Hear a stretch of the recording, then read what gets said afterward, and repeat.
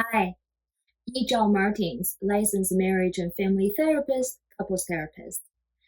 Well, I am in the beautiful Yosemite Valley, and I'm doing this video for you with bare bone equipment back to basics. So let's continue with our last week's topic and discover how did you give up your needs in ADHD affected relationships. I want to invite you to take a look back at your romantic relationship with your more ADHD partner. When was the first time you ever step up and accommodate for your partner with ADHD? Was it clearing the clutters in their house, in their closet, in the cars? Or is it to organize a date with your partner? Or is it to pay bills? So, what was the first incident you ever feel like you were helping them and trying to fill in the gap and to pick up the slacks? And once you get that memory, I invite you to look at this image. What were the actions you were taking? What were you doing? How did your body act in a certain way? How do you hold your body? Who was there? What did you say? And notice the sensation inside of you in this moment when you recall that memory. Do you feel any warmth? Do you feel relaxation? Or do you feel flooded? Do you feel heat in your hands or in your heart? Do you notice any emotions that's arising for you? What do you think of yourself when you're in that situation? What did your partner, the more ADHD partner, say to you? How did you respond to that?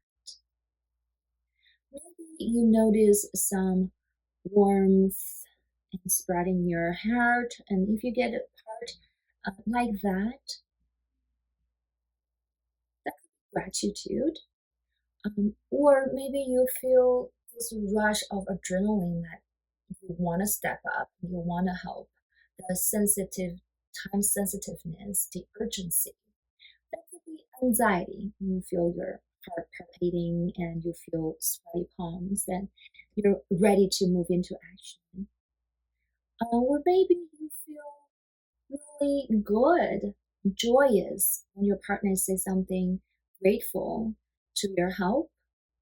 What are you telling yourself in that moment? Could that be, well, I'm really good at this? Um, they really appreciate me when I stepped up, when they needed me. I was a good person. I'm good at this. So, what's the internal dialogue that you're having? What are the feelings that arise when you think about this memory and also the physical sensations associated with that? And notice if there's a part of you that really feel the pull, like energetically, to be in that place, to feel you need to change things, you need to fix things, you need to make things better. When your partner with ADHD have this lackingness in their capacity to do certain tasks and to fulfill certain goals in their life. Is this a sensation or a feeling that's really familiar to you? Can you trace back to your childhood, the first time ever you have felt that way in your body? And take some deep breath as you're with me and really ground your feet and making room for this sensation. And do you see any images, any pictures in you? The same sensation, same feeling that I'm useful, I'm good, that I get attention and love that. Some example, maybe you have grown up in a single parent household, that your single parent needed a lot of support from you and you step up from time to time to take care of chores in the house. Or maybe if you are in a household where alcohol or other substance abuse or misuse or issue, that sometimes your parents were not present. that you felt you need to step up and be the adult in the house. Take charge, make dinner, take care of the siblings, and make decisions. Or maybe one of your parents were emotionally unavailable because of depression or grief, or they're immature emotionally, that they need you to take care of their emotions, their feelings. You become the little therapist, the soundboard for them while they were processing their trauma. All of those just some examples that created a situation where the parents did not have the capacity to hold your needs and your best interests in mind. They tried, but they were just not able to. And you were put in the position where you fulfill some of their needs and take care of business in the household in order to survive. And you got either direct or indirect, covert or extrovert validations on your stepping up, being the good and competent, efficient child. You are being a big child, you're being a little person in some way to step up, to take care of adult business. And you really feel seen, valued, you got your attention. You're so craving for that. Then it become a pattern. It's a part of you that developed. We talk protectors that step up to do things for other people in order to get connection, love, attention, and validation. It become a habit that you don't even know. There are other ways to get love and attention.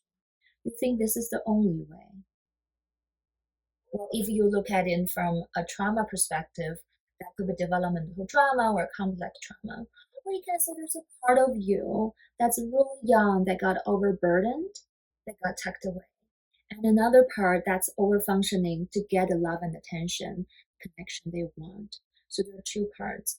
The really, really young ones, yes, the child that want to be loved and seen and heard, understood, cared for, and taken care of, and then also to feel the connection, to feel the love, just for who they are. Yes, as a child, you are loved. You're supposed to be loved for who you are. There's no condition that it's necessary. But because it's a childhood experience, another part stepped up and being the overfunctional protector, and that got love and care and connection for the younger child. So the more this part overstepping and functioning, the more this part got tucked away and not seen because it's so painful. So painful to face that. So would you acknowledge? Well, there's almost a very supportive negative prediction. If your relationship affected by ADHD and your more ADHD partner kept inducing or allowing you to step up the overfunctioning part to help and to make things okay, while then your younger part got tucked away and never seen and connected. It seems that it's a negative prediction that if the dynamic doesn't change, this part will never get discovered and cared for, and this part will just work until they burn out.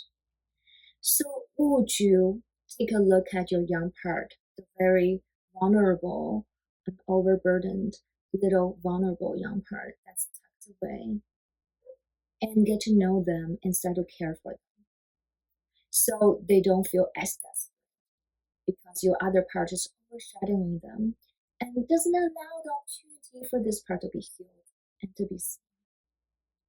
Until next week. Thank you, my friend.